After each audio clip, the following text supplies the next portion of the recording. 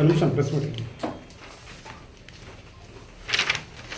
బంట్వారం మండలము యాచారం గ్రామానికి చెందిన నక్కలి అశోక్ యొక్క ఫిర్యాదు మేరకు ఫిర్యాదులో తన తల్లిదండ్రులకు అప్పుల బాధ అయిండు అని చెప్పేసి తల్లిదండ్రులు వాళ్ళ ఫాదర్కు గుండెపోటు వచ్చిందని చెప్పేసి గుండెపోటును చూసి వాళ్ళ ఫాదర్ చనిపోయిన దాన్ని చూసి వాళ్ళ భార్య లక్ష్మి అనేట ఆమె కూడా చనిపోయిందని చెప్పేసి ఫిర్యాదు రావడం జరిగింది.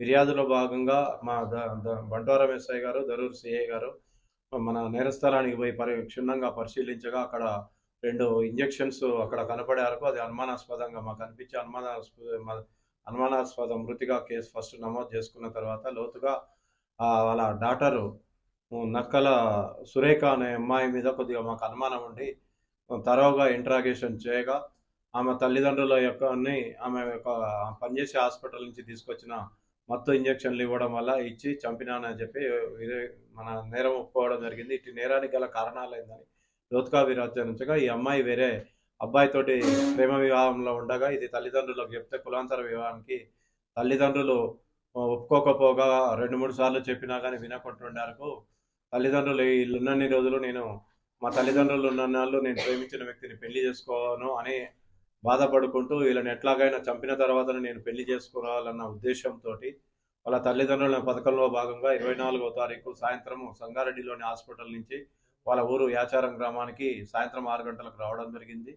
ఆ తదుపరి వాళ్ళ తల్లిదండ్రులు ఆ సమయంలో పొలం దగ్గరికి పోయి రాత్రి ఇంటి దగ్గరికి వచ్చిన తర్వాత వాళ్ళ అమ్మ అన్నం వండి పెట్టిన తర్వాత, అమ్మ నీకు ఒంటి నొప్పులు ఉన్నాయి కదా, నేను డాక్టర్ని అడిగి మత్తు ఇంజక్షన్లు తెచ్చాను, నీకు మత్తు ఇస్తా అని చెప్పేసి వాళ్ళ మదర్కు ఇంజక్షన్ ఇవ్వడం జరిగింది. ఇంజక్షను డోస్ కంటే ఎక్కువ డోస్ ఇస్తే ఇమీడియట్గా క్షణాల్లో చనిపోతారని తెలిసి ఆమెకు నాలెడ్జ్లో ఉన్నది కాబట్టి వాళ్ళ మదర్కు ఇంజక్షన్ ఇవ్వగానే ఇమీడియట్గా పడుకున్నది. ఆ సమయంలో వాళ్ళ తండ్రి ఇంటి బయట చలి కాగడం జరుగుతున్నది.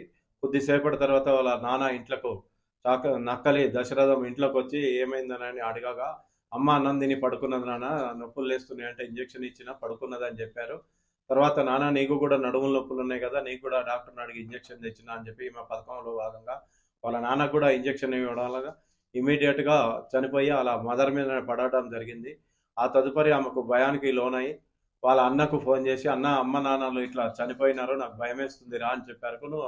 వాళ్ళ అన్న వచ్చి చూసిన తర్వాత వాళ్ళ చుట్టుపక్కల వాళ్ళందరూ కూడా వచ్చి మార్పల్లి హాస్పిటల్ తీసుకుపోయి అక్కడ చనిపోయినారని తెలిసింది. దీని మీద లోతుగా విచారణ చేయడానికి ప్రేమ పెళ్లికి తల్లిదండ్రులు నిరాకరించారు.